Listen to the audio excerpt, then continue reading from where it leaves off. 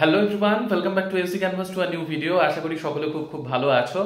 তো তোমাদের ডোমিসাইল নিয়ে যা যা কোয়ারি ছিল সেগুলো কিন্তু আগের ভিডিওতে সন্ধ্যেবেলায় কিছুক্ষণ আগেই একটা ভিডিও আপলোড করেছি, সেইখানে ডিটেলসে সবকিছু বুঝিয়েছি। তাও তোমাদের ডোমিসাইল নিয়ে অনেক প্রশ্ন রয়েছে, সেটা নিয়ে আমি সেপারেট ভিডিও করব। এখনকার ভিডিওটা স্পেশালি টিআরই 3.0 এর পিজিটির রেজাল্ট কিন্তু বেরিয়ে গিয়েছে, সেইখানে কোন সাবজেক্টে কিরকম কি গিয়েছে না গিয়েছে সেগুলো নিয়ে ডিটেলসে এখনকার ভিডিওতে আলোচনা করব, যা টিআরই 4.0 যারা তোমরা দেবে তাদের জন্য অনেকটা কাজে লাগবে বা অনেকটা ধারণা পেতে পারবে। যদিও টিআরই 2.0 এর ক্ষেত্রে আমি বলবো বেশি লেভেলটা হাই ছিল এইবার, কিন্তু কিছু কিছু সাবজেক্টে লেভেল হাই গিয়েছে, কিছু কিছু সাবজেক্টে একটু কমের মধ্যে দিয়েই চলে গিয়েছে, এরকম লক্ষ্য করা গিয়েছে রেজাল্টে। এবার সেইগুলো ডিটেলসে আলোচনা করব। আর আরেকটা জিনিস তোমাদেরকে প্রথমেই বলি, সেটা হচ্ছে দেখবে প্রথম চাকরি পাওয়ার মানে প্রথম তুমি কোনো চাকরির পরীক্ষা দিয়ে মেরিট লিস্টে যখন প্রথমবার তুমি তোমার নাম দেখবে, মানে তার আগে তুমি কোনো চাকরি পাওনি, সেটাই তোমার প্রথম চাকরির পরীক্ষা দিয়ে মেরিট লিস্টে নাম উঠলো, সেটার যে এক্সাইটমেন্টটা থাকে সেই এক্সাইটমেন্টটা কিন্তু অন্য লেভেলের থাকে, অন্য টাইপের থাকে, যেটা পরবর্তীতে তুমি আরো চাকরির পরীক্ষা দিয়ে আরো জায়গায় সিলেক্ট হলে বা সেই ডিপার্টমেন্টেই সিলেক্ট হলে সেই ক্ষেত্রে দেখবে খুশি তো তুমি অবশ্যই হবে। নিজের নাম যখন মেরিট লিস্টে দেখা যায়, সেটা প্রথমবার কেন, দ্বিতীয়বার, তৃতীয়বার, চতুর্থবার, যতবারই দেখো না কেন ততবারই তোমার খুব খুব ভালো লাগবে, কিন্তু প্রথমবারের এক্সাইটমেন্টটা অনেকটা বেশি থাকে, যেটা আজ আমার সাথে হয়েছে। তো ব্যাপার হচ্ছে আগেরবার টিআরই 2.0 তে নিজের নাম যখন দেখেছিলাম এতটা খুশি ছিলাম, যেটা 25 ডিসেম্বর গতকাল ছিল, তোমাদের সাথে শেয়ারও করেছিলাম, আজকে ব্লগও দিয়েছি। আর আজকে 26 ডিসেম্বর, গত বছর একদিন আগে রেজাল্ট বেরিয়েছিল, আজকে একদিন পরে পিজিটির রেজাল্ট বেরোলো। আর পিজিটির এক্সাম আমি এইবারও দিয়েছিলাম টিআরই 3.0 তে।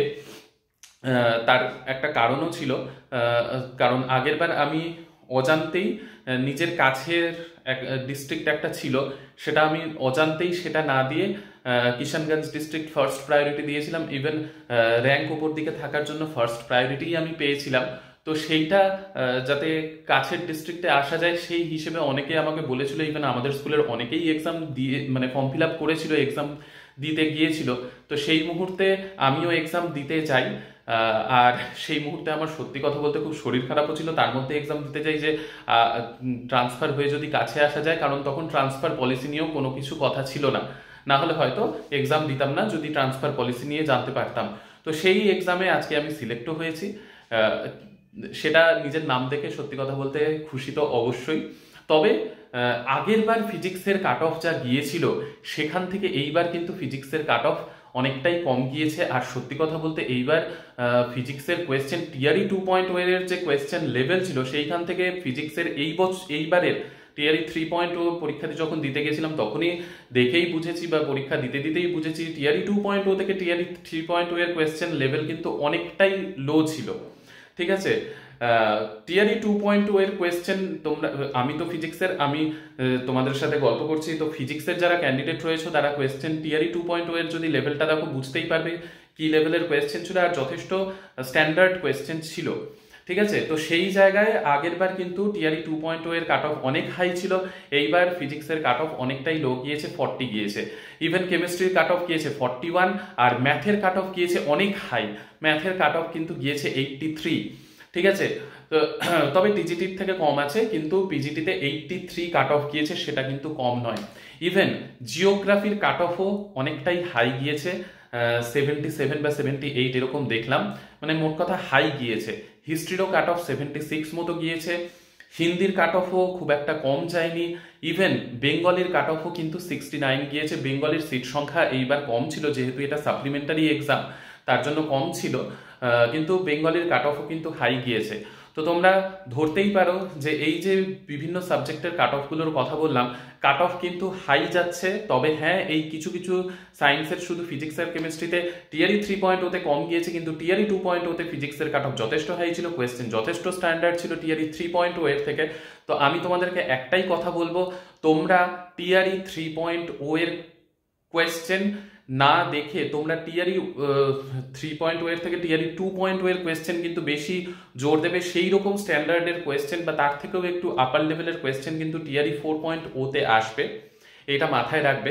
আর আরেকটা জিনিস, বিপিএসসির সিলেবাস নিয়ে অনেকেই জিজ্ঞাসা করো যে দাদা বিপিএসসির সিলেবাস কোথাও পাচ্ছি না। তো দেখো, বিপিএসসি কিন্তু আলাদা করে সাবজেক্টের কোনো সিলেবাস দেয় না টিচার রিক্রুটমেন্ট এক্সামের, শুধুমাত্র এসটেটি সিলেবাস দেয়। তো সেই এসটেটের সিলেবাসটাই তোমাদেরকে ফলো করতে হবে। আর গ্র্যাজুয়েশন পোস্ট গ্র্যাজুয়েশন লেভেলের তোমাদের টপিকগুলো একটু পড়তে হবে, ফলো করতে হবে, ঠিক আছে? তো এই সিলেবাস নিয়েও অনেকের অনেক দিন ধরে প্রশ্ন ছিল, সেটা আজকে ক্লিয়ার করে দিলাম যে বিপিএসসি কিন্তু কোনো সিলেবাস দেয় না টিআরির জন্যে। এস্টেটের সিলেবাসটাই সিলেবাস, সেই অনুযায়ী তোমাদেরকে প্রিপারেশন নিতে হবে, ডিপলি প্রিপারেশন নিতে হবে, ঠিক আছে? তো এই ছিল আজকের ভিডিওতে তোমাদের সাথে ডিসকাস করা। আজও আমি খুশি, আগের বছর অনেক অনেক বেশি খুশি ছিলাম, কিন্তু আজও নিজের নাম দেখে সত্যি খুব খুশি। আর তোমরা এটা ভেবো না যে একটা সিট নষ্ট করলাম, নষ্ট করার জন্য নয়।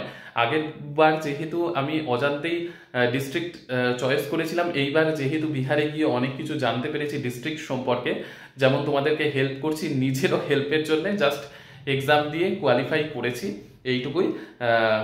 হ্যাঁ, তো ঠিক আছে, সকলে ভালো থেকো, সুস্থ থেকো আর সঙ্গে থেকো। নেক্সট ভিডিওতে আবার তোমাদের সকলের সাথে দেখা হবে। বাই।